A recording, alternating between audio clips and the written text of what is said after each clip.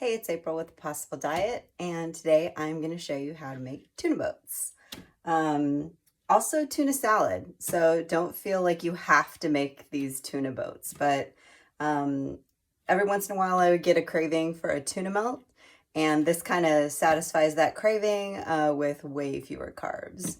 So tuna salad, I like it with a lot of vegetables. Some people just are cool with like tuna and mayonnaise, but that's like kind of not enough for me. So I put carrots, celery, and red onion in my tuna salad and relish. And then I add a little bit of my Green Goddess dressing to it. So I'll include a recipe. I'm not doing a tutorial on how to make that. I'll do that in a different salad tutorial later. But basically you just put all the ingredients in a blender. It's kind of like a cross between my buttermilk ranch and Roy Choi's Dianza Cobb salad dressing. It's just like a really herby green sauce. So I use a food processor to make my tuna salad. It just makes it a lot easier and a lot less messy. Put this in the dishwasher, and I'm all about anything that'll make my life a little easier. So half a cup of red onion. I like to blitz these first. Oops. I'm a little turned around here because of the way my outlets are in my kitchen. So get those red onions nice and small. Add about a cup of celery, a cup of carrots. And again, you can leave the carrots out if you're not a fan of carrots in tuna salad. I like any opportunity that I can sort of like add a vegetable into something. It's a good idea to try to get 4 or 5 servings of vegetables a day. And this is an easy way to do that.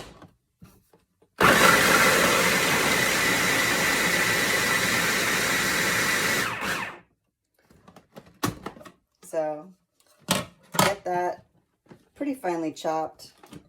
Show you what this looks like. Kind of like that.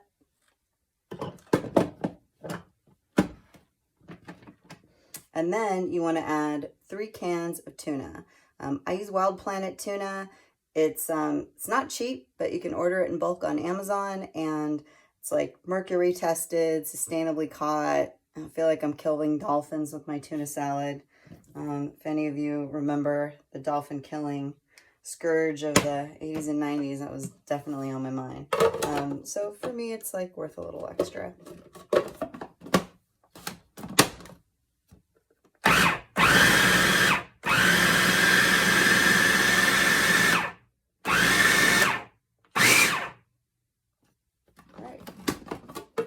It's gonna look a little funny and very orange because the carrots. You can also use less if you want. If you're like a cup of carrots is a lot, feel free to cut it in half. Customize this to your taste. So now we're gonna put this in a bowl with our dressing and then mix it all together. For this tuna salad dressing, I have a couple of tablespoons of mayonnaise, and then I'm gonna add a couple of tablespoons of Greek yogurt. If you're kind of weirded out by the idea of dairy and tuna playing together, feel free to use all mayonnaise. I use Greek yogurt because it adds a little bit of protein, a little bit of probiotics, and it's, way lower fat than mayonnaise. This is about 1/3 of a cup of relish, just the last of it. Always use dill relish. Sweet relish has sugar in it, and that adds carbs where you really don't need them. If you need some sweetness in your salad, feel free to use a little monk fruit drops or your choice of low-carb sweetener. I find that I just got used to not having sweet relish in my tuna salad, and it was fine. Again, you can use less relish, more relish. Mix this all together. Now, this is the trick. I've made this mistake before. I did this just with measurements. I find that it's different every time because I don't always exactly use the same amount of vegetables. I generally eyeball it, and you might get to a point where everything is very precise, like baking, but for me, cooking is It's mostly eyeballing in case you haven't watched the other videos on this channel. So get this all mixed in there. You really just want it to be like moist. And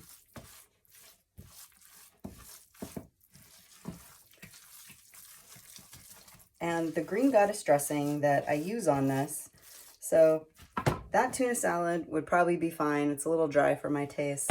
So one time I added my Green Goddess dressing in it because I didn't have any mayonnaise, and it turned out to be pretty good. This dressing has like herbs, it has capers, it has green garlic, and it just adds a nice herby tang. Looks like guacamole, but I just add maybe like 3 or 4 tablespoons. It's mostly for flavor because the salad is already pretty moist. You can add more if you like.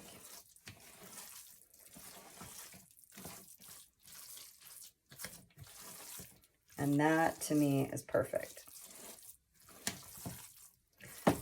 Tuna sometimes doesn't need salt or pepper. You can add salt or pepper at this point if you want to.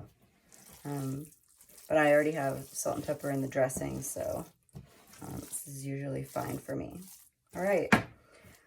That is your tuna salad. Now, if you want, just you could eat this as a dip with crudités with like red bell peppers.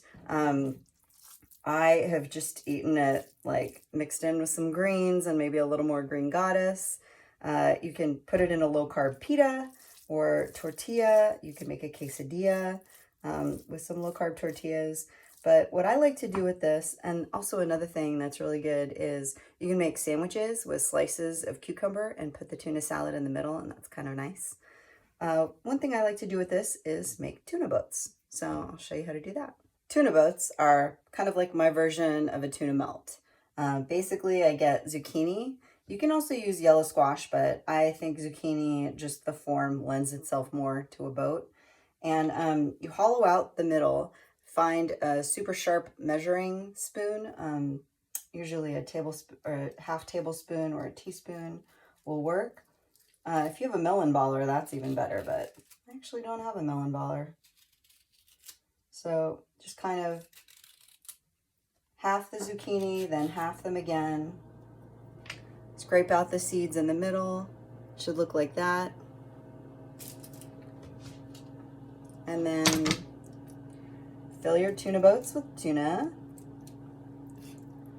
These are also kind of fun. My nephew will not get anywhere near this because he's 3, but I'm slowly working on him, attuning him to vegetables. I have a bunch of toy vegetables that in the house that he plays with, and he makes me fake soup all the time. It's very cute. And he keeps telling me to eat my vegetables. So I'm hoping that subconsciously that will sink into his brain, and then he will associate all the fun and good times in his life with eating and cooking vegetables with Auntie, and that eventually he will eat something like this tuna boat instead of chicken nuggets, which is mostly what he eats. Chicken nuggets and pasta with red sauce. That's what my 3-year-old nephew eats. We try. My sister can get him to eat broccoli, but he's just not, his palate is not quite there yet. But I'm hoping that with things like this, you can make food fun, and you know, he can not think of vegetables as like something he has to eat, but just, you know, like another part of his diet. Maybe like chicken nuggets, I don't know. But I'm waiting for Jessica Seinfeld's second book on that topic. How do we get them eating vegetables? It's a challenge for a lot of parents, I think. But tuna boats are kind of fun, and I think they taste good. So this is just a mix of cheeses, just like big shred cheddar and Mexican blend. You can use whatever cheese you want, Monterey Jack. But fill up your tuna boats like that, and then top with cheese. And we're gonna broil these for 10 to 15 minutes. I find that the broiling times vary depending on how much I load up the boats, what kind of cheese I use, you know, how thin I get the layer of the zucchini. But generally speaking, it's about like a 10 to 15 minute broil on low. And if you want to go dairy-free, use mayonnaise instead of the Greek yogurt and fake cheese, like plant-based cheese. As long as it melts, it'll look pretty. So that's all topped up. I have this on the middle rack. Normally you broil on the low, but with these I put it in the middle. We're gonna broil on low for 10 to 15 minutes, and I'll see you back here. Our tuna boats have been broiling for about 14 minutes, and they look fantastic. Look at those babies. Aren't they so cute? Now,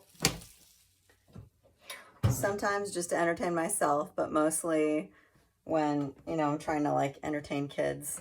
Not that I do that a lot, but these go over pretty well. I'll make little flags to put in the tuna boats, which is what makes them tuna boats. I just have like these random stickers that came with this planner that I bought from TJ Maxx. And so you have a little message like, big day. That's what makes it a tuna boat. And, you know, best day ever. If you don't shop, love this. They're all different. You can make little flags like this. Conversations with kids about where the tuna boat's going and, you know, who's on board. If you are not that fancy, you can get index cards, like just little pieces of paper. Poke one hole in the bottom and one in the top, like that. And then just put a toothpick through it, and that's a sail. So, on the Good Ship Tuna Boat. Yeah, kind of fun. Food can be fun. Enjoy. Thanks.